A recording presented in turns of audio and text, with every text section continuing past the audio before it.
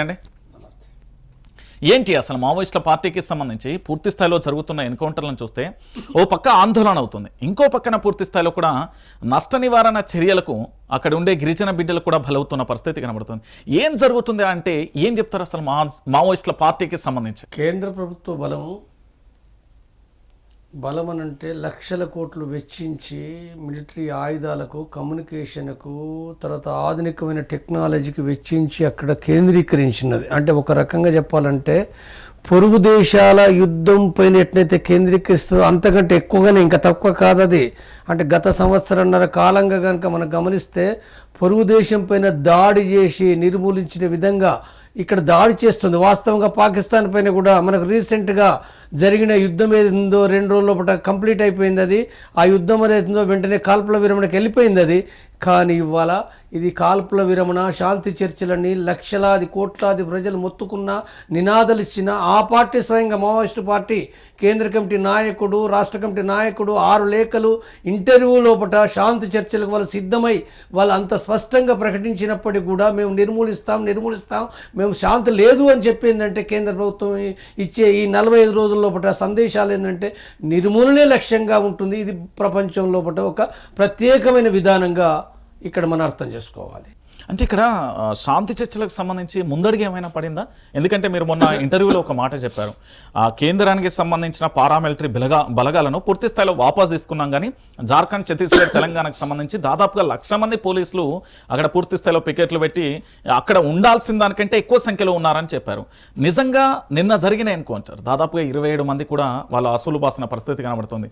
అంటే పోలీసుల కేవలం కావాలని ఒక వ్యూహాత్మకంగా దెబ్బగొట్టేలా మావోయిస్టులను లేదు. వాళ్ళు ఏమి ఆ 10,000 మంది తీసినప్పుడు అంటే మీడియా రాసింది తప్ప కేంద్ర ప్రభుత్వం నుంచి అక్కడి నుంచి బలగాలను మేము అంటే వెనక్కి తీస్తున్నాము అనే పద్ధతిలో వాళ్ళు ఏం చెప్పలేదు. అది రొటీన్ కార్యక్రమంలో జరిగే ఒక డిప్లాయ్మెంటే తప్ప అది ఏమీ లేదు. వాస్తవంగా కూడా వాళ్ళు చేస్తున్నది మరింత దెబ్బ కొట్టడానికి సంబంధించిన ప్లాన్లే తప్ప దానిలో ఎలాంటి సడలింపులు కూడా లేదు. అది వాళ్ళు మరింతగా వీలైనంత తొందరగా నిర్మూలించాలనే దాంతో ఆ పట్టుదలతోటి కొనసాగుతున్నదే మనకు కనపడుతున్న విషయం అది. అంటే ఈ 27 మందిలో గిరిజన బిడ్డలు ఉన్నారు, కీలక నాయకులు కూడా ఉన్నారు. నిజంగా వాళ్ళు అనారోగ్యంతో నంబాల కేశవకు సంబంధించి ఉన్న సమయంలో దొరికితేనే కాల్చి చంపిర్రు అనేది ఒక వాదన కొనసాగుతుంది. లేదు దాని మీద పూర్తి స్థాయిలో ఎంక్వైరీ జరపాలంటూ ఇటు ప్రజా సంఘాలు, పౌర హక్కు సంఘాలు డిమాండ్ చేస్తున్నాయి. గిరిజన బిడ్డలను కావాలని అక్కడ దొరికిన వాళ్ళను దొరికినట్టుగా అరెస్టు చేసి పంపించాల్సింది పోయి కావాలని ఎన్కౌంటర్ చేశారనే వాదన ఉంది. ఇది నిజమా అబద్ధమా? ఇప్పుడు అంటే నిన్న అంటే మొదటగా అంటే ఆ చనిపోయిన వార్త అనేది అనుమానాస్పదంగా ముందుకు వచ్చింది. ఆ తర్వాత శవాన్ని అంటే మన బసవరాజు శవం ఫోటో ఎప్పుడైతే వచ్చిందో బసవరాజు అనేది నిన్నటి దాంతో బసవరాజే అంటే మృతి చెందిండి అనేది 100% క్లియర్ అయింది. అయితే ఇప్పుడు ఈ మృతి చెందిన మాట వాస్తవమే, కానీ ఎక్కడ చనిపోయిండు, ఏ విధంగా చనిపోయిండు అనే విషయాలు ఏవైతే చాలా తీవ్రమైన అనుమానాస్పదాలుగా అవి ఉన్నాయి.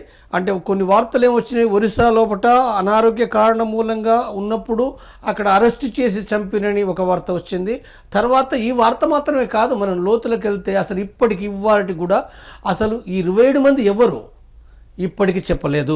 ఎక్కడ చనిపోయారు? నారాయణపూర్ జిల్లా అన్నారు, కానీ ఒక గ్రామం లేదు, ఒక స్థలం లేదు, ఏ టైంలో ఏ రకంగా జరిగిందనేది కూడా ఏమీ లేకుండా ఉండడం, అక్కడికి మీడియాను కూడా అనుమతించకపోవడం, ఇవన్నీ కూడా ఏంటంటే అనేకమైన అనుమానాలకు దారితీస్తుంది. కాబట్టి ఇదేదైతే అంటే ఇది ఒక్కటి కాదు, చరిత్రలో చాలా సందర్భాల ఇలాంటి ఏంటంటే పట్టుకొని చంపినాయి. గతంలో ఆజాద్ రాజ్ కుమార్ను పట్టుకొని బెంగళూరు లోపల వేరే కాడ పట్టుకొని చంపినరు, లేదా కొయ్యూరు అమరులు అని చెప్పి సంతోష్ రెడ్డి, మురళి, తర్వాత వీళ్ళు ఎవరైతే నల్లాదిరెడ్డి ముగ్గురు చంపినరో బెంగళూరులో పట్టుకొని ఏంటంటే ఇక్కడ కొయ్యూరు దగ్గర ఎన్కౌంటర్ చేసినప్పుడు కూడా ఇలాంటి కట్టుకథలు అల్లిండ్రు. అయితే ఇప్పుడు ఉండే కట్టుకథ సేమ్, కొద్ది డిఫరెన్స్ ఏంటంటే ఇప్పుడు 27 మంది కూడా చనిపోయినరు అనేది అవుతుందో. 27 మంది ఎవరు? 27 మంది దాంట్లో కూడా ఇప్పటికి మరి అంటే ఆదివాసీ ప్రజల్ని చంపుతున్నారా? చాలా సందర్భాల్లో ఏం కనబడుతుంది అని అన్నప్పుడు ప్రజలను చంపి మావోయిస్టు పార్టీ నాయకులుగా చెప్తుండ్రు, లేదా కొద్దిమంది మావోయిస్టు పార్టీ సభ్యులు ఉంటే వాళ్ళని కలిపిందంటే అక్కడ వాళ్ళు అంటే దాన్ని చూపిస్తుండ్రు. కాబట్టి ఇది ఏదైతుందో అక్కడి నుంచి మీడియాను ఎవరిని రాండియటం లేదు. కాబట్టి ఇది చాలా తీవ్రమైన అనుమానమే కాకుండా కూడా ప్రభుత్వం పట్ల ఒక అవిశ్వాసం అనేది దేశవ్యాప్తంగా పెరుగుతున్నది. ఇది రాజ్యాంగ వ్యతిరేకమైంది, ప్రజాస్వామ్యానికి వ్యతిరేకమైందిగా నేను గుర్తు చేస్తున్నాను. అంటే ఇక్కడ నంబాల కేశవ్ బసవరాజ్కు సంబంధించి పూర్తి స్థాయిలో పేలుడు పదార్థాలు కానీ ఏదైనా కేంద్ర కమిటీకి సంబంధించి మావోయిస్ట్ పార్టీలో కీలక సభ్యుడు. ఏదైనా చేయాలంటే వ్యూహాత్మకంగా కూడా అడుగులు వేసే పరిస్థితి కనబడుతుంది. సో ఆయన మరణాంతరం మావోయిస్ట్ పార్టీ ప్రమాదంలోకి నెట్టబడిందా, లేకపోతే దానికి నాయకత్వం మరొకరు వచ్చి ముందుకు సాగే ఆలోచనలో ఉందా, లేకపోతే వాళ్ళు కూడా ఇప్పటికే చాలామంది లొంగుబాటు కూడా కొంతమంది చూస్తున్నాం, అలాంటి పరిస్థితులు ఉత్పన్నమవుతాయా? ఇప్పుడు తీవ్రమైన ప్రమాదం అనేది ఇలా కొత్తది కాదు. దాదాపు 6-7 సంవత్సరాల కాంచి కూడా ఏంటంటే వాళ్ళ ఆ పార్టీ కొంత దెబ్బతినడము, నష్టాలు జరగడం, ఇది జరుగుతున్న ఒక క్రమం అనేది పెరుగుతుంది. ప్రభుత్వ బలం అనేది చాలా పెరిగింది. అంటే ప్రభుత్వం పట్టు బిగించి ఉన్నది. ఈ పరిస్థితిలో ఒకటి ఏదైతే ఉందో వాళ్ళు చాలా ఒక తీవ్రమైన సమస్యగా వాళ్ళు సంఘర్షణ పడుతుండ్రు. అంటే ప్రత్యేకించి ఈ సంవత్సర కాలంలో పట్టు కూడా మనం గమనిస్తున్నాం, చాలా నష్టాలు జరిగినాయి, నాయకులు కూడా చనిపోయినారు. అయితే దాంతోపాటుగా ప్రజలు కూడా చాలామంది చనిపోతున్నారు. కాబట్టి ఈ నేపథ్యంలో పట్ట బసవరాజు కేంద్ర సెక్రటరీ ఉన్న బసవరాజే అంటే చనిపోవడం అనేది ఏతుందో ఆ పార్టీకి తీవ్రమైన నష్టం. అది దాంట్లో సందేహం ఏం లేదు. అయితే ఈ నష్టము అనేది ఉన్నప్పటికీ కూడా ఆ పార్టీ ఏదైతుందో ఇప్పుడే అంటే చాలా తక్కువ కాలంలో అది ముగించబడుతుందనేది ఏదైతుందో చాలా తప్పుడు లెక్కలవి. ఆ పార్టీ అనేది ఏతుందో వివిధ రాష్ట్రాల్లో ఉన్నది, అనేక రకాలుగా కూడా ఏంటంటే సరే నష్టాల మధ్యలో కూడా వాళ్ళ ఎన్నికంజలు, రిట్రీట్లు, గెరిలా ఎత్తుగళ్ళు, గెరిలా విధానాలు ఏవైతున్నాయో అవి అనేకంగా ఉంటాయి. కాబట్టి వాళ్ళు ఆ రకంగా వాళ్ళు మార్పులు తీసుకుంటున్నది నేను అర్థం చేసుకుంటున్నాను. అంటే ఇక్కడ ఈ మరణంతోనే నాయకత్వ లోపం స్పష్టంగా కనబడుతుంది అనుకోవచ్చా? నాయకత్వానికి సంబంధించి మావోయిస్ట్ పార్టీలో నాయకత్వ లోపం అంటే లోపమే, నష్టమే. కానీ ఆ నష్టం ఏందో ఏమీ భర్తీ చేయలేరనేది అయితే ఏమీ లేదు. కేంద్ర సెక్రటరీని భర్తీ చేయడం అనేది ఇప్పుడు ఇక్కడ అంటే కమ్యూనిస్టు పార్టీ విధానం, మావోయిస్టు పార్టీ విధానం 50 సంవత్సరాల నుంచి ఆ పార్టీ నడుస్తున్నది. అది 3తోటి 5తోటి 10 మంది 100 మంది 2000 మంది దాకా 3000 5000 మంది దాకా అది డెవలప్ అయింది. కాబట్టి దాంట్లో 4 దశాబ్దాలుగా 5 దశాబ్దాలుగా పనిచేసిన వాళ్ళు కూడా అనేక మంది ఉన్నారు. అనుభవం ఉన్నది వాళ్ళకు, ఉద్యమాల్లో ఒక అనుభవం, గొప్ప అనుభవం ఉంది. అవగాహన కూడా వాళ్ళు మార్గం తర్వాత సిద్ధాంత అవగాహన కలిగిన వాళ్ళు కూడా అనేక మంది ఉన్నారు. కాబట్టి ఆ కమిటీ లోపల ఉన్న ఆ డెవలప్మెంట్స్ ఏదో వాళ్ళు ఒకరు వెళ్ళిపోయినా, ఒకరు చనిపోయినా, అరెస్ట్ అయినా మళ్ళీ భర్తీ చేసుకునే విధంగా ఏంటంటే ఆ కమిటీ లోపల తప్పనిసరిగా ఉంటుంది.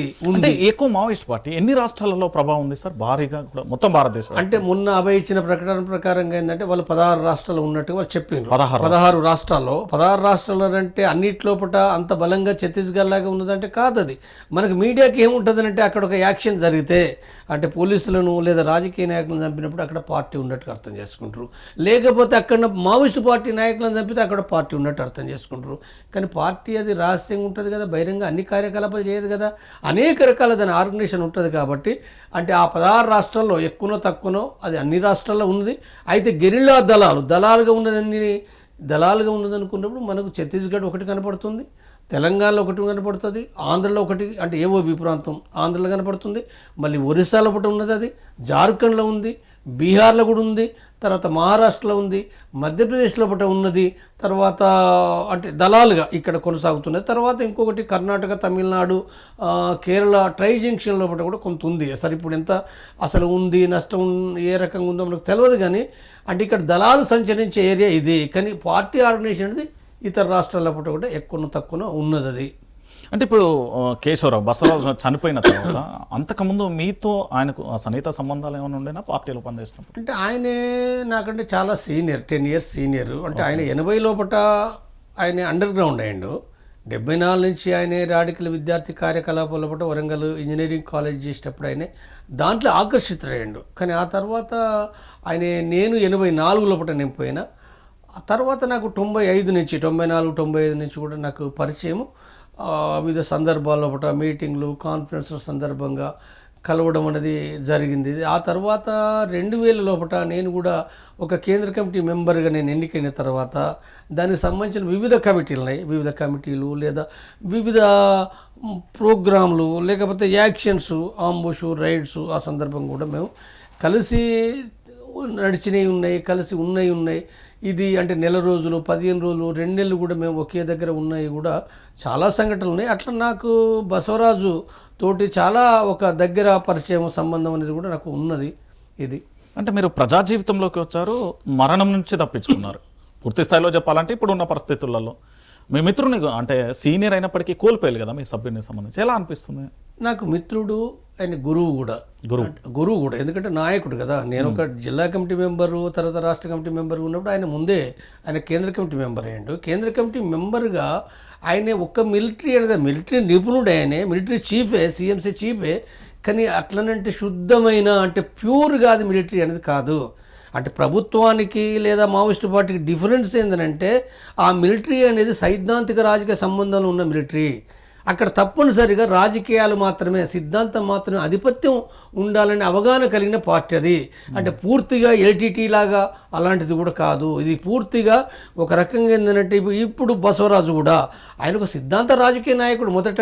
మొట్టమొదటగా ఆయన ఒక ప్రజానాయకుడు. ఆయనే ప్రజల కోసం పనిచేసిన నాయకుడే తప్ప మిలిటరీ కోసం చేరిన వ్యక్తి కాదు ఆయనే.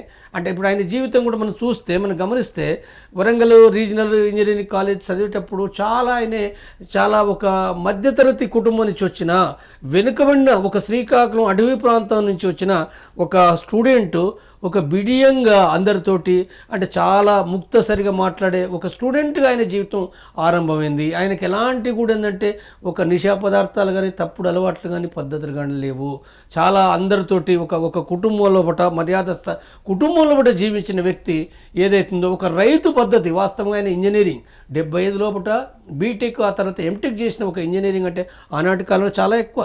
కానీ అలాంటి నేపథ్యం నుంచి వచ్చి కూడా ఏంటంటే ఆయన ఎక్కడ కూడా ఆయన ఇప్పుడు చనిపోయే నాటి వరకు కూడా మనం గమనిస్తే ఆయన ఒక అహంభావం, అహంకారం లేకుండా ఒక రైతు మనస్తత్వం కనపడుతుంది. రైతు అంటే పాత రైతు, ఇప్పుడు రైతు కూడా కాదు. ఇప్పుడు రైతులు అంటే మళ్ళీ కొంత డిఫరెన్స్ వచ్చింది. ఇప్పుడున్న పెట్టుబడిదారి కల్చర్ మూలంగా రైతులు పనిచేసే తక్కువ, అక్కడ ఉండే కల్చర్ వేరే మారిపోయింది. కానీ పాత రైతు ఏదైతుందో ఆ రైతులకు ఉండే స్వభావం చాలా స్పష్టంగా, అది కష్టపడే లోపట, ఇతరులతో కలిసి ఉండే లోపట, మర్యాద ఇవ్వడంలో, తీసుకోవడం లోపట, అనేక విషయాల లోపట కూడా ఆ ఓపిక, నమ్రత ఏదైతుందో అది గంగన్న అనేది అందరూ చాలా ఒక ప్రేమగా పిలుచుకుంటారు పార్టీ లోపల. గంగన్న అని చెప్పి అట్లా ఆ రకంగా గంగన్న అక్కడ కలవడం అంటే చాలా సంతోషంగా ప్రజలు, కేడరు, నాయకులు అందరూ సంతోషంగా భావించే విధంగా గంగన్న ఎదిగిండు. కాబట్టి గంగన్నతోటి నాకున్న ఏదైతుందో తీవ్రమైన నాకు అంటే నేను పార్టీ లైన్ విభేదించి వచ్చిన వేరే విషయం. పార్టీ లైన్ అంటే సాయుధ పోరాట మార్గం కదా.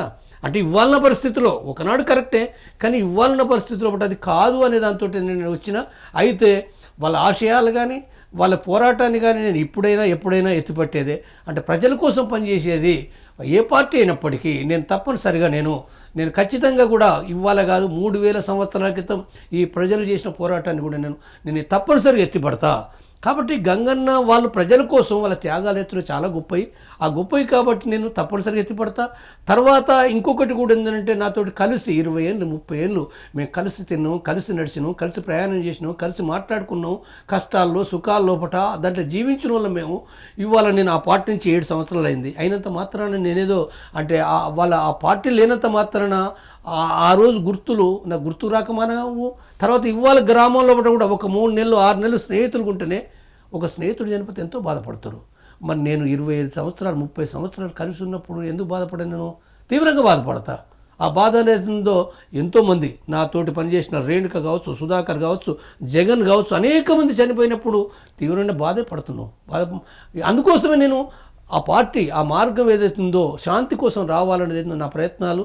దాంట్లో భాగంగా నేను చేసిన నేను ప్రభుత్వం ఇక్కడ బసవరాజుకు సంబంధించి నేను చాలా సందర్భాలలో చదివాను ప్లస్ విన్నాను. చాలా వ్యూహాత్మకమైన వ్యూహాలు ఉంటాయని. ఎందుకంటే చంద్రబాబు అల్పిరి ఘటన కావచ్చు, లేకపోతే మిలిటరీకి సంబంధించి దాదాపు ఒకసారి బ్లాస్ట్ జరిగినప్పుడు దాదాపు 20 నుంచి 100 మంది వరకు కూడా బ్లాస్ట్ గాయపడ్డారు, కొంతమంది చనిపోయిన పరిస్థితి. అంటే టార్గెట్ ఫిక్స్ చేసుకుంటారా, లేకపోతే మీకు ఎలాంటి సలహాలు ఇచ్చేది ఒక కేంద్ర కమిటీ సభ్యుడిగా కింది క్యాడర్కు ఎలాంటి వ్యూహాలు ఉండేవి ఆయన చేత, ఆయన ఆలోచన తీరు? ఇప్పుడు ఒకటి ఏంటంటే ఒక వ్యక్తి పాత్ర పార్టీ లోపల తక్కువ, వ్యక్తుల పాత్ర ఉంటుంది, కానీ అన్నీ నిర్ణయించేది ఏంటంటే పార్టీ కమిటీలు, పార్టీ విధానాలు ఉంటాయి. ఆ విధానాలకు లోబడి ఎవరైనా ఉంటారు. అయితే ఆ విధానాలను అమలు చేసే క్రమం లోపల వ్యక్తుల యొక్క పాత్ర, దాంట్లో ఒక చొరవ, స్వతంత్రము, తర్వాత దాని యొక్క నాయకత్వ పాత్ర వేరు ఉంటుంది. అలాంటి దాంట్లో గంగన్న మొట్టమొదటి నుంచి కూడా మొదటగానే ఒక ఆర్గనైజర్, ప్రజలను ఆర్గనైజ్ చేసే ఒక గొప్ప నాయకుడు, ప్రజానాయకుడు ఆయనే. ఈ ప్రజానాయకుడిగా పనిచేసే క్రమం లోపట ఆయన మిలిటరీ విషయాలపైన కూడా శ్రద్ధ పెట్టవలసిన అవసరం ఏదో ఆయనకు మాత్రమే కాదు, అది పార్టీకి వచ్చింది. అంటే దాని యొక్క ఆ పార్టీకి సంబంధించిన సాయుధ పోరాట మార్గం ఏదైతుందో మొట్టమొదటగా వాళ్ళ ఆయుధాలు ఏం కలిగి లేరు, తర్వాత ఆయుధాలు కూడా మొదట ఉపయోగించలేదు. వాళ్ళ ఆ క్రమంలో పట్ట అంటే ఏదైతే భూస్వామ్య వర్గాలు ప్రభుత్వం వాళ్ళపైన దాడి కొనసాగిస్తున్నప్పుడు అనివార్యంగా వాళ్ళ ఆయుధాలు పట్టుకున్నారు తమను తాము రక్షించుకోవడానికి. ఆ పంత ప్రకారంగా ఆ రకంగా విప్లవాన్ని విజయవంతం చేయాలనే లక్ష్యంతో అది ముందుకొచ్చినప్పుడు అందులో పట్ట గంగన్న కూడా అంటే ఒక్కొక్క రంగంలో పట్ట పనిచేయాల్సి వస్తుంది. కాబట్టి గంగన్న ఒక మిలిటరీ రంగంలో పట అది ఒక కెమికల్గా అంటే ఇంజనీర్ కూడా కాబట్టి ఆయనే, కాబట్టి ఆ రకంగా అంటే బాంబులు తయారు చేసే దాంట్లో పట్ట కానీ, లేకపోతే ఒక యుద్ధ తంత్రాన్ని నడిపే దాంట్లో పట్ట కానీ, లేదా ఒక టార్గెట్ను ఎట్లా ఛేదించాలనే దాంట్లో పట్ట కానీ, లేదా సభ్యులకు సంబంధించిన గెరిల్లా సభ్యులు శిక్షణ పొందే విషయంలో కానీ అనేక విషయాలు తను అధ్యయనం చేసి తను అంటే కేడర్కు నేర్పడం లోపల ఒక గొప్ప నిపుణుడిగా మనం చెప్పుకోవచ్చు. కాబట్టి ఇక్కడ మనం ఇది నిపుణుడిగా చెప్తున్నామని అంటే మనం అంతకుడిగా చూపించడం అనేది ఆ పార్టీ విధానాల ప్రకారం జరిగిందే తప్ప ఇప్పుడు మనం దాన్ని వేరే రకంగా అనుకోలేము. తర్వాత నేను ఇంకొకటి కూడా చెప్తున్నది ఏంటంటే ఈ యాక్షన్లో ఉన్నాడా ఆ యాక్షన్లో ఉన్నాడంటే నాకు తెలిసిన వరకు గంగన్న ఆయన మొదటగా పాల్గొన్న కొన్ని యాక్షన్లు ఉండొచ్చు కానీ ఆ తర్వాత ఏ ప్రముఖంగా చెప్పబడ్డ యాక్షన్లు అని అంటున్నామో ఆ యాక్షన్లు అన్నిటి కూడా స్వయంగా ఎక్కడ కూడా లేడు, ఆయన ఎక్కడ కూడా లేడు. అయితే ఆయన విధానాలు ఉన్నాయి, లేదా వాటికి గైడెన్స్ ఉన్నది, సూచనలు ఉన్నాయి తప్ప దాంట్లో ఏమీ లేడు. ఎందుకంటే ఆయన ఒక సీఎంసీ చీఫ్గా ఈ యాక్షన్లన్నిటికీ పోలేడు కదా. అవును, కాబట్టి ఆయన విధానాలు ఉన్నమాట వాస్తవం. అది అంతవరకు నాకు ఒక చిన్న డౌట్ సార్, ఇది నాకే కాదు తెలంగాణలో చాలామంది యువత, దాదాపుగా ఒక 30 నుంచి 40 లక్షల మంది యువత ప్రశ్న ఏంటి అంటే, మీరు మావోయిస్టు పార్టీకి సంబంధించి కేంద్ర కమిటీ సభ్యుడిగా పనిచేసారు. మీరు బయటకు వచ్చే తరుణంలో ఇప్పుడు ఎవరైతే ఎన్కౌంటర్లలో చనిపోతున్న వాళ్ళు ఉన్నారు కదా, వాళ్ళందరినీ సన్నిహిత సంబంధం, దగ్గర సంబంధం ఉంది. నాడు పరిస్థితులు అంటే భూస్వామ్యం కావచ్చు, లేదా రాజులు కావచ్చు, లేదా పోకడలు, ఇతరత్ర నియంతృత్వ పోకడలు అనుకుందాం, అవన్నీ ఉన్నాయి. పోరాటం చేసేలు సరే, ప్రజలందరూ కూడా హర్షించిలు, గిరిజన ప్రజలు అందరూ తెలంగాణలో ఉన్న ప్రతి ఒక్కరు కూడా హర్షించిన పరిస్థితి కనబడతాను. కానీ ఇప్పుడు పోరాటం అంటే ఎందుకు చాలామంది, ఎందుకంటే ఇప్పుడు శాస్త్ర సాంకేతిక పరిజ్ఞానం చేతిలో ఉంది, మొబైల్ ఎక్కడ ఉన్నా ఏమున్నా మాట్లాడుకుంటాం. పోరాటాలు చేయాలంటే ప్రజా జీవితంలోకి రావచ్చు కదా, ఇంకా అడవుల మధ్య ఎలా అనేది ఇది చాలా ఉత్కంఠమైన ప్రశ్న. అవును, కరెక్ట్. ఇది అంటే వాస్తవంగా మనం మొదటగా వాళ్ళ ఆయుధాలు ఎందుకు పట్టిండ్రు అనుకున్నప్పుడు 1970 కాలంలో భూస్వామ్య వ్యవస్థ అది బలంగా ఉంది. అంటే కొన్ని ప్రాంతాల్లో చాలా బలమైంది, తెలంగాణలో కావచ్చు, బెంగాల్లో కానీ కొన్ని ప్రాంతాల బలంగా ఉన్నప్పుడు ఆ నేపథ్యం నుంచి ఆయుధాలు పట్టుకోవడం జరిగింది. సాయుధ పోరాటాన్ని వాళ్ళు ఆరంభించారు. అయితే ఆ తర్వాత పరిస్థితులన్నీ వివిధ కారణాల చేత కూడా ఏంటంటే ఆ పరిస్థితులు మార్పు వచ్చేసి పెట్టుబడిదారీ వర్గాల దోపిడిగా సమాజంలో అనేకమైన మార్పులు వచ్చినప్పుడు అంటే సహజంగానే మొట్టమొదటగా ఆనాడు ఏదైతే సమాజంలో ఉన్న మద్దతు ఏదైతుందో అంటే మద్దతు మనకి ఇప్పుడు వరంగల్లో, కరీంనగర్లో, హైదరాబాద్లో అనేక మంది ఆనాడు చాలామంది పోయారు. చాలామంది ఎడ్యుకేటెడ్స్, ఇంజనీరు, లేదా లా చేసిన వాళ్ళు, అనేక డాక్టర్లు అనేక మంది పోయారు. కానీ ఇవాళ అది లేదు. ఇవాళ జనరల్గా వాళ్ళ త్యాగాలను ఎత్తిపడుతుండ్రు తప్ప ఆ పార్టీ లోపలికి పోయే వాళ్ళు ఏదో బయట ప్రాంతాల్లో లోపల ఆదివాసులు కొంతమంది పోతున్నమాట వాస్తవమే, బయట నుంచి పోయేది చాలా తగ్గిపోయింది.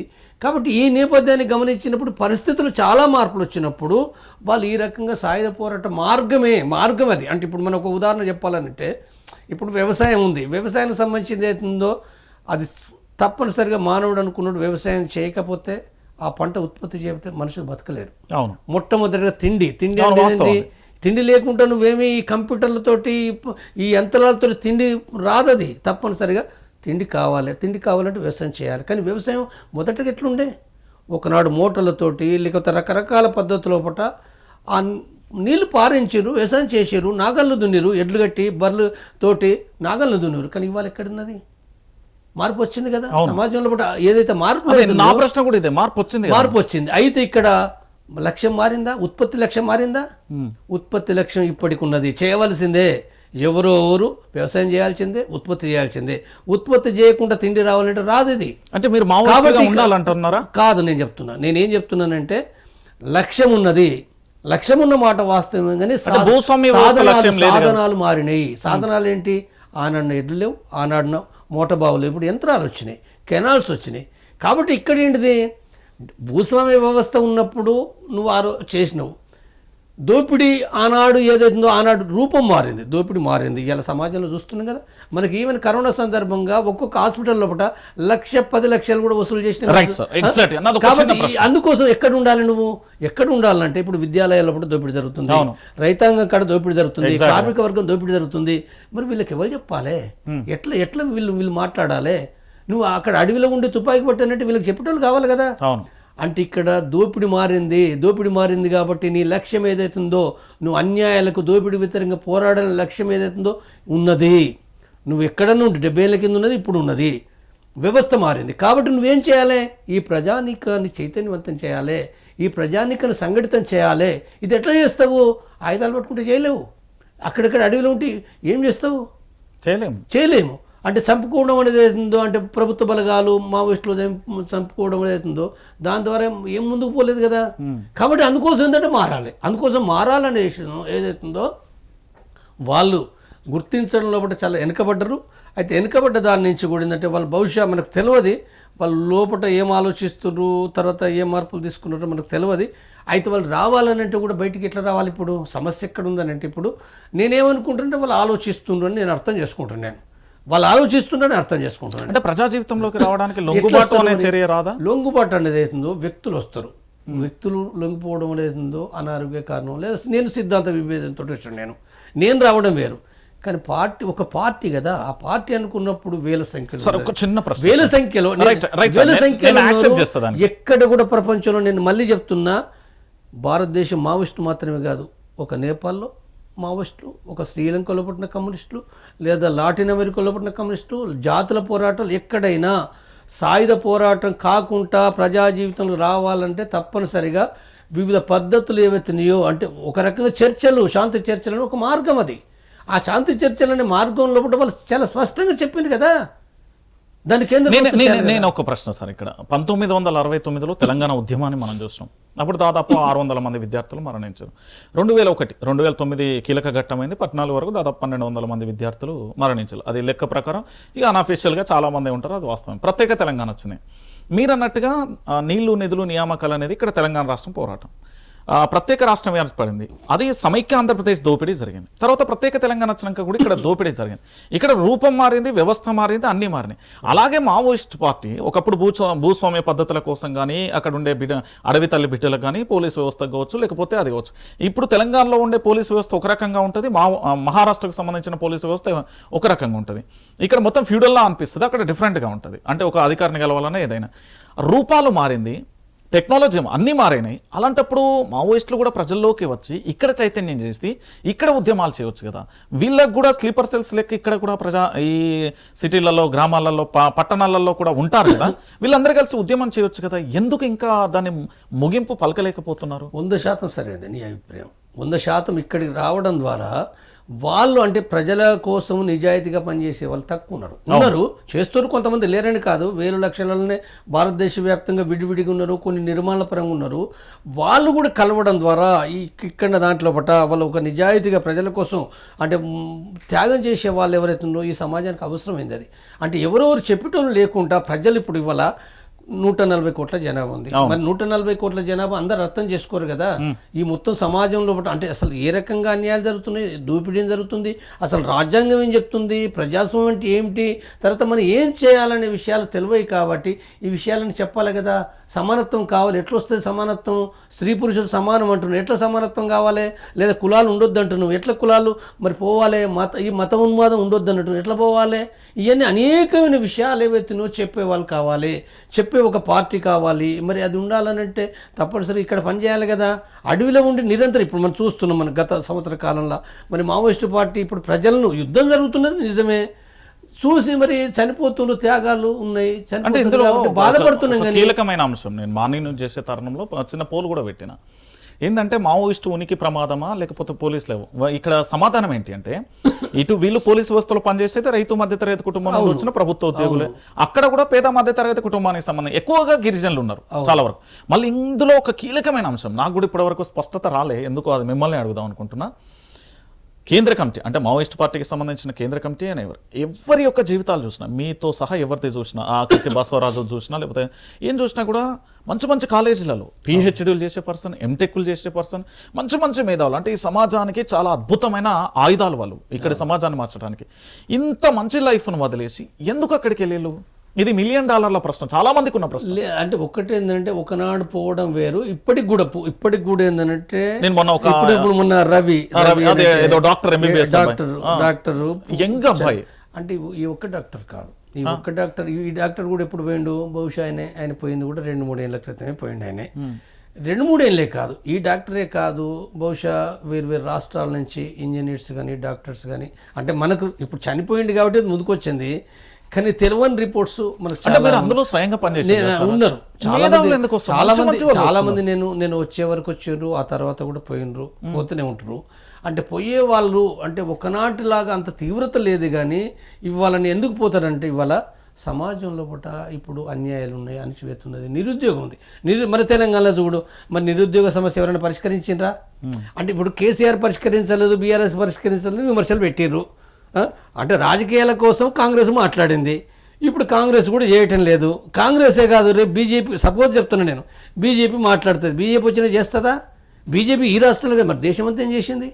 అసలు ఈ పార్టీ కాదు, దేశంలో బట్టి ఏ పార్టీ అయినా, ఏ రాష్ట్రంలో అయినా, తమిళనాడు కావచ్చు, బెంగాల్ కావచ్చు, ఎక్కడైనా నిరుద్యోగ సమస్య పరిష్కరించిందా? పరిష్కరించలేదు. ఇది పరిష్కరించలేదు అనుకున్నప్పుడు మరి చదువుకునే యువకులు ఏం ఆలోచిస్తారు? కోపం మండిపోతుంది కదా, అసంతృప్తి మండిపోతుంది కదా, అన్యాయం మండిపోతుంది కదా. చత్నియామ ఏంటిది ఇది అని చెప్పి ఒక అసహనం, ఇది లాభం లేదు. చాలా ఇప్పుడు చూడండి, మీరు చనిపోతుంటే మీరు ఎంతమంది అన్నట్టు వీళ్ళు పోవటం లేదు, కానీ ఎంతమంది. నేను అసలు యాక్చువల్గా మావోయిస్టు పార్టీ విధానాన్ని మార్చుకోండి అనే విషయాన్ని నాకు తెలిసే చెప్పిన, కొంతమంది వ్యతిరేకిస్తారని తెలిసే చెప్పిన నేను, కానీ ఆ మావోయిస్టు పార్టీ నాయకత్వం అర్థం కావాలని విజ్ఞప్తి చేసినాను. మీరు ఆలోచించండి. అంటే ఇప్పుడే మిమ్మల్ని ఆయుధాలు కింద పెట్టని నేను అనలేదు, అది కూడా నేను చెప్తున్నా. చర్చలు ఏదైతే శాంతి చర్చలు ఏదైతుందో సఫలమైనప్పుడు మీరు దీన్ని మార్చుకోవాలని అవగాహన కలిగి ఉండి మీరు ప్రిపరేషన్ చేసుకోండి. ఎందుకంటే శాంతి అంటే ఈ అర్థం, శాంతి అంటే మావోయిస్టులు మరణించొద్దు, పోలీసులు మరణించొద్దు, ప్రజలు మరణించొద్దు. అంటే ఇప్పుడు కాబట్టి ఇక్కడ ప్రజానీకం లోపల ఏంటంటే వాళ్ళని ఎందుకు అదనంటే, అవును త్యాగం చేస్తున్నారు, ప్రజల కోసం పనిచేస్తున్నారు. దేనికి త్యాగం సార్? ప్రజల కోసం. 1970, 80, 2014 వరకు అంటే యాక్సెప్ట్ చేస్తాను నేను కూడా. ఇప్పుడున్న యువత మొత్తం పోతా ఉంటే మరణం కోసం పోయినట్టే కదా. 9 నెలలు వాళ్ళ తల్లి కని మోసినప్పుడు. సరే సార్, ఇక్కడ నిరుద్యోగ సమస్య, నేను ఒక్క మాట అంటా సార్, నేనేమంటున్నా అంటే ఇక్కడ నిరుద్యోగం వచ్చింది, నిరుద్యోగం వచ్చిందని కోపంతో మనం పోలేం కదా. ఇప్పుడు నేనే ఉన్న వ్యవస్థ నడిపిస్తున్నా, నష్టాలు వస్తున్నాయని నేను ఇక్కడ నుండి మావోయిస్టులలో పోయో లేకపోతే సూసైడ్ చేసుకున్నా లేకపోతే ఇతరత్ర ఉగ్రవాదులా మారలేను కదా. అది మీ అవగాహన, నా అవగాహన, ఇది మీ అవగాహన, నా అవగాహన. మరి 140 కోట్ల ప్రజలు రకరకాలుగా అర్థం చేసుకుంటారు కదా. ఎట్లా అర్థం చేసుకుంటారంటే, అంటే దోపిడీకి గురే వాళ్ళందరికీ వాళ్ళకి అర్థమైంది ఏదైతుందో వాళ్ళు ఏం చూస్తారు, వాళ్ళు అన్యాయాలు జరుగుతున్నాయి, అక్రమాలు జరుగుతున్నాయి, ఎన్ని రోజులు భరిస్తాం, చాలా పోదామని చెప్పి పోతూనే ఉంటారు. మరి ఇక్కడ సమస్య ఇంకా పెరుగుతూ ఉంటుంది కదా, నువ్వు ఒకరికి భయపడి వెళ్ళినట్టే కదా. అందుకోసం ఏంటంటే ఇప్పుడున్న నేపథ్యము, అంటే ఆ పార్టీ అంటే 50 ఏళ్ళ పైగా సాయుధ పోరాటం చేస్తుంది కాబట్టి ఇక్కడ మనకు వచ్చినప్పుడు ఒక ప్రభుత్వం ఇది చేయాలి కదా. ప్రభుత్వం రాజ్యాంగ డ్యూటీ, నువ్వు నేను చెప్పడం వేరు, కానీ ప్రభుత్వానికి శాంతిని స్థాపించే అవకాశం ఇది వస్తుంది. ఎందుకు చేయదు? నేను డైరెక్ట్ గా ఒక ప్రశ్న, ఇప్పుడు భారతీయ జనతా పార్టీ చేస్తున్న విధానం కరెక్టేనా? చాలా తప్పు. మీరు శాంతి చర్చలకు సంబంధించిన నాయకుడు సార్, మీరు శాంతి చర్చలకు సంబంధించిన నాయకుడిగా ఉన్నారు. ఇక్కడ భారతీయ జనతా పార్టీకి సంబంధించిన ఎంపీలు ఉన్నారు, వాళ్ళు మిమ్మల్ని కలవచ్చు, కలవకపోవచ్చు. రాష్ట్ర ప్రభుత్వానికి సంబంధించిన ముఖ్యమంత్రిని మీరు అపాయింట్మెంట్ అడిగితే ఖచ్చితంగా పాసిబుల్ ఉంటుంది, నాకున్న విశ్వాసం ఖచ్చితంగా ఉంటుంది, ఎందుకంటే రాష్ట్ర ప్రభుత్వం నుంచి. సో శాంతి చర్చలు అనేది పెడితే ఇప్పుడు గొంతమ్మ కోరికలు కోరితే మళ్ళీ మేము ఎట్లా నెరవేర్చాలని కేంద్రం నుండి కూడా వాదన వస్తుంది. ఏముంది శాంతి చర్చలు ఏంటి, గొంతమ్మ కోరిక ఏంటి చెప్పండి, దాని మూలంగా నష్టం ఏంటి అసలు? శాంతి చర్చలు జరిగితే ఈ ప్రభుత్వానికి, ఈ సమాజానికి, ఈవెన్ బీజేపీ పార్టీకి కూడా నేను అంటున్నా, జరిగిన నష్టం ఏంటి? జరిగే నష్టమే ఉన్నా సార్. ఇప్పుడు వాళ్ళు అడవుల విషయంలో గిరిజనుల తెగలకు సంబంధించిన ఆర్టికల్ అడుగుతారు, దాంతోపాటు కనీస సంపద ఉంది, ఈ అంటే ప్రభుత్వాలు కానీ ఇక్కడ పరిశ్రమలు నడవాలంటే కొన్ని గుట్టలు తొలచాల్సి ఉంటుంది అని వాళ్ళ డిమాండ్, వాళ్ళు ప్రభుత్వం ఆలోచిస్తుంది, మీ వైపున మీరు ఆలోచిస్తుంది. కానీ ఇద్దరికి అవి శాంతి చర్చలు పూర్తి స్థాయిలో ముగింపు అవుతాయన్న నమ్మకం ఉందా సార్? అంటే చర్చల్లో కూర్చున్నప్పుడు అంటే ఈ దేశంలో ప్రజాస్వామిక సార్ నా స్వభావం ఎలా ఉంటుంది సార్, మీ స్వభావం ఎలా ఉంటుంది, వేరువేరుగా ఉంటాయి కదా. ఉన్నప్పటికీ కూడా ఏంటంటే ఆ చర్చలు జరిగినప్పుడు ఆ చర్చలు కూడా ఏంటంటే సంవత్సరాల తరబడి ఇది ఏం లేదు కదా.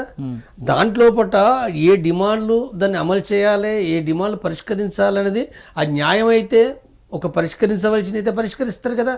ఇప్పుడు ఒక ఫ్యాక్టరీలో ఉంది, కార్మికులు తమ జీతాలు పెరగాలి 60 డిమాండ్లు పెడతారు. అవును, 60 డిమాండ్లు పెట్టినప్పుడు సమ్మె చేయాలన్నా లేదా పరిష్కరించడానికి కూర్చోవాలా? వాళ్ళు కూర్చోవాలా లేదా? కూర్చోవాలి. కూర్చున్నప్పుడు మాట్లాడుకోం కార్మికులంతా వాళ్ళు సమ్మె చేస్తారు, మేము కూర్చోవనట్టు. మీరు అట్లా అంటారు. నేను ఉపద్రవం ఎట్లా వస్తుందని చెప్తున్నా అంటే, నేను చాలా మందితో మాట్లాడాను. మణిపూర్కు సంబంధించిన ఘటన మనం చూసాం. 2 తెగల మధ్యలో పంచాయతీ పెట్టింది పారిశ్రామికవేత్తలు, అందులో విలువైన సంపద ఉంది, దాన్ని దోచుకోవడానికి.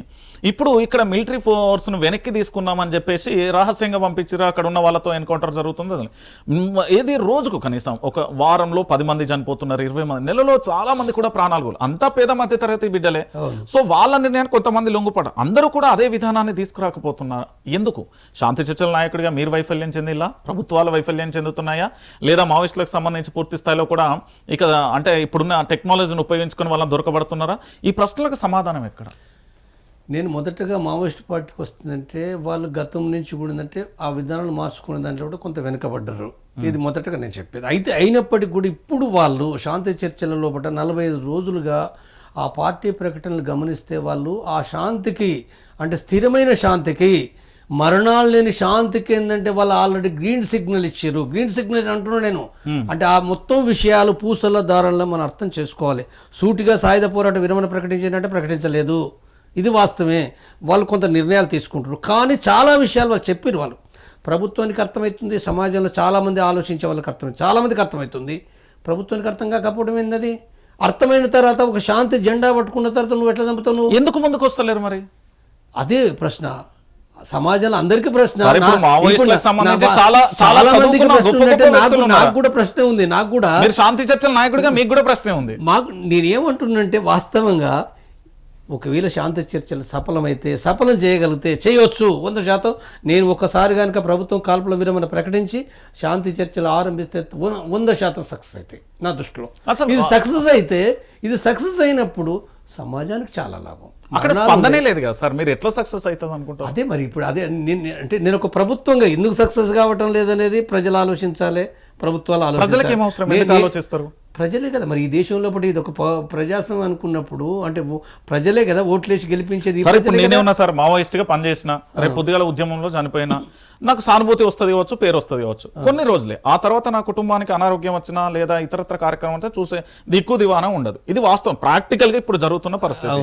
ఇప్పుడు మీరేమంటున్నారు? శాంతి చర్చలు మీరు ప్రయత్నం చేసిళ్ళు అంటే రాష్ట్ర ప్రభుత్వాలకో లేకపోతే వినతి పత్రం మీరు చేసేది ఉంది, కానీ అటువైపు నుండి అసలు సమాధానమే లేనప్పుడు మీ ప్రయత్నం ఎంత చేసినా కూడా ఎలా? దీనికి మీరు ఒక్కసారి మీరు ఎందుకంటే పార్టీలో పనిచేశారు, సమాజానికి ఎంతో కొంత మేధావిగా ఇక్కడికి వచ్చి మార్చుదామనే ఉద్దేశంతో మీ ప్రయత్నం మీరు చేస్తున్నారు కావచ్చు, కానీ అక్కడ ప్రశ్న అలాగే ఉంది కదా, దాన్ని ఏం చేయవచ్చు? అవును, నేను కూడా ఏంటంటే సిగ్గుపడుతున్నా నేను 45 రోజుల నుంచి 40 కాదు, నేను నా ప్రయత్నం 7 నెలల నుంచి నేను ప్రయత్నం చేస్తున్నా. మొదటగా మీలాంటి ఛానల్ లోపల నేను ఇంటర్వ్యూలు అనేక ఆ మరణాలు జరుగుతున్నప్పుడు ఇంటర్వ్యూలు ఇచ్చిన, చనిపోతుండ్రు ఏమిటి ఇది అసలు దీని పరిష్కారం ఏంటంటే నేను మామూలుగా చెప్పిన నేనేదో అప్పటికి నేను శాంతి చర్చల కమిటీ నాయకుని ఉండటానికి కాదు నేను చెప్పింది, దీనికి పరిష్కారము ఇంకా వేరేది ఏమీ లేదు. ఇవాళ కాల్పుల విరమణ జరగాలి, శాంతి చర్చలు జరగాలి, ఆ పార్టీ కూడా తన విధానాలు మార్చుకోవాలి. స్పష్టంగా చెప్పిన 7 నెలల క్రితం చెప్పిన, కంటిన్యూగా చెప్తున్నా, అప్పుడు కూడా చెప్పిన సందర్భంగా సమాజంలో ఒక చర్చ జరిగింది. సమాజంలో ఒక చర్చ సోషల్ మీడియాలో జరిగింది, వివిధ సందర్భాలు కలిసినప్పుడు మాట్లాడారు, దీన్ని ఆపాలని చర్చ జరిగింది. ఆ నేపథ్యంలో కొన్ని ప్రాంతాల్లో ర్యాలీలు చేసారు ప్రజలు, శాంతి చర్చలు జరగాలి, కాల్పుల విరమణ జరగాలన్నారు. ఈ నేపథ్యంలో నేను వాస్తవంగా నేను దీనికి ముందు పడ్డాను, నాకేం ఇష్టమేం లేదు. ఎందుకంటే ఆ పార్టీ నుంచి బయటకు వచ్చిన, నేను ఒక నిర్మాణం పెట్టి చేసడానికి నాకు ఇష్టం లేదు. కానీ అనేక మంది మాట్లాడినప్పుడు వాస్తవంగా ఏ పౌర మేధావులని చెప్పి పేరు పొందిన మేధావులు వాళ్ళు ముందుకు రానప్పుడు నేను ముందు పడ్డా. నేను ఒంటరిగా ముందు పడ్డా, కొంతమందిని కలుపుకొని ముందరబడి ఆ సంస్థను పెట్టడం జరిగింది. కష్టమైన నిష్ఠూరమైన దాన్ని ఆ బాధలు భరి చేయాలని ముందరపడ్డప్పుడు ఏంటంటే అది వాళ్ళు చాలా అసలు నా ఊహకు కూడా అందనంత అదిగా మావోయిస్టు పార్టీ స్పందించింది. 45 రోజుల నుంచి వాళ్ళు మాట్లాడుతున్నారు. దాంట్లో శాంతి చాలా స్పష్టంగా ఉన్న సందేశం. కానీ ప్రభుత్వం నుంచి లేదు కదా. అదే చాలా విచారకరమైన విషయం. నేను వాళ్ళకు ప్రధానమంత్రికి మెమోరాండం రాసినాం, అమిత్ షాకు మెమోరాండం రాసినాం, ఛత్తీస్గఢ్ గవర్నమెంట్కి రాసినాం, అన్ని రాష్ట్ర ప్రభుత్వాలకు రాసినాం. మేము కంటిన్యూ ప్రచారం చేస్తున్నాం. మా ప్రచారాన్ని ఒకవేళ ప్రభుత్వం నుంచి లేదా భారతీయ కేంద్ర ప్రభుత్వం నుండి రాష్ట్ర ప్రభుత్వం నుండి డిమాండ్ వస్తే, ఒకవేళ పిలుపు వస్తే మీరు వెళ్ళి మాట్లాడి ఇరు వర్గాలను శాంతింపజేసి ముగింపు పలుకుతారా? ఇప్పుడు ఇవాళ అంటే నిన్న ఎన్కౌంటర్ జరిగింది. చాలా ప్రజానీకంలో దేశవ్యాప్తంగా కూడా తీవ్రమైన అసంతృప్తి, కోపము చాలా సీరియస్గా ఉంది. కేంద్ర ప్రభుత్వం ఇప్పుడు ఎవరు అడగాలి శాంతి అనేది? ఎవరు అడగాలి? నేను సిగ్గుపడుతున్నాను చెప్తున్నాను. నేను శాంతి చర్చలు చేయాలని చెప్తా, కానీ శాంతి చర్చలు చేయాలనే 45 రోజుల నుంచి కూడా ఇంత ప్రయత్నం చేస్తుంటే కేంద్ర ప్రభుత్వం కనీసమైన స్పందన లేకుండా నిర్మూలన అని చెప్పి మాట్లాడుతుంటే ఇంకేమడగాలి? చిన్న ప్రశ్న సార్, ఇది దేశవ్యాప్తంగా చర్చ అవుతుంది. పాక్ భారత్ యుద్ధం జరిగింది కదా, దాంట్లో పూర్తి స్థాయిలో ఒప్పందంతోనే మా కాల్పుల విరమణ జరిగింది. వాళ్ళు పరాయి దేశానికి సంబంధించి, మన దేశం అంటే దుష్మన్లా చూసే వ్యక్తులు పాకిస్తాన్ పౌరులు అంతా కొంతమంది ఉంటారు, అంతా ఇక అది. మరి ఇక్కడ భారతదేశ పౌరులు ఈ బిడ్డలే ఇక్కడి వాళ్ళే మావోయిస్టులు, వీళ్ళతో శాంతి చర్చలు జరపకపోవడానికి కారణం అదే విచిత్రం. అక్కడ అంటే వాస్తవంగా వాళ్ళు అక్కడ కాశ్మీర్లో కూడా చంపిన వాళ్ళు టెర్రరిస్టులు. అవును, వాళ్ళు ఉగ్రవాదులు. ఈ టెర్రరిస్టులు అనేది వాళ్ళకి మానవత్వం లేదు, శాంతి లేదు, స్వేచ్ఛ లేదు, ప్రజల కోసం పనిచేసేది ఏమీ లేదు. వాళ్ళు రాజకీయ కారణాల రీత్యా మనుషులను చంపారు. చాలా ఘోరమైన అంతకులు వాళ్ళు. అలాంటి ఘోరమైన అంతకులకు సంబంధించిన దాంట్లో కూడా పాకిస్తాన్ దాని వెనకాల ఉండి చేస్తున్న దాంతో అక్కడ యుద్ధం స్టార్ట్ అయ్యి అది 2 రోజుల పాటు ముగించబడి మళ్ళీ శాంతి అని మాట్లాడినరు, కాల్పుల విరమణ అన్నారు. అంటే విచిత్రంగా అంటే ఇప్పుడు ఇక్కడ ఏదైతే ఉందో అంటే పూర్తి క్వైట్గా అపోజిట్గా అసలు ఈ దేశంలో కూడా వాళ్ళు ఎవరు దొంగల లంగల వాళ్ళు ఆయుధాలు పట్టుకున్నారు. ఏ కారణాలు ఎత్తి పట్టుకున్నారు వాళ్ళు? నక్సలైట్ సమస్య అంటే ఏంటిది? ఆర్థిక రాజకీయ సామాజిక సమస్య, ప్రజల కోణం నుంచి తలెత్తింది అనుకున్నప్పుడు రాజ్యాంగంలో కూడా ఉంది కదా. నువ్వు వాటిని ఎట్లా సంస్కరించాలి, ఎట్లా కంట్రోల్ చేయాలి ఉన్నది కదా. అంటే మరి సాయుధ పోరాటం చేసిన వాళ్ళ దాంట్లో చర్చలు జరపలేదా? ఈశాన్య రాష్ట్రాలు జరపలేదా? 75 ఏళ్ళ కాంచి కాంగ్రెస్ ప్రభుత్వం కావచ్చు, బీజేపీ ప్రభుత్వం కావచ్చు, ఇలా చర్చలు చేశారు కదా. ప్రపంచంతో జరగటం లేదా? ప్రపంచంతో అన్ని దేశాల్లో కూడా చర్చలు జరుగుతున్నాయి. చర్చలు జరగకుండా నువ్వు లొంగిపోవాలంటే అదేం మాట? పిచ్చి మాటలు అవి. లొంగిపోని చెప్పి లొంగిపోయేట్లు అది వేరే విషయం, కానీ ఒక పార్టీని లొంగిపోని చెప్పడం పిచ్చి మాటలు అని చెప్తున్నాను నేను. కాబట్టి నువ్వు చేయాలనుకుంటే, నిర్మూలిస్తామని అనుకుంటే ఈ దేశ పౌరులు అంటే ఆలోచిస్తారు, తీవ్రంగా చంపొచ్చుగాక.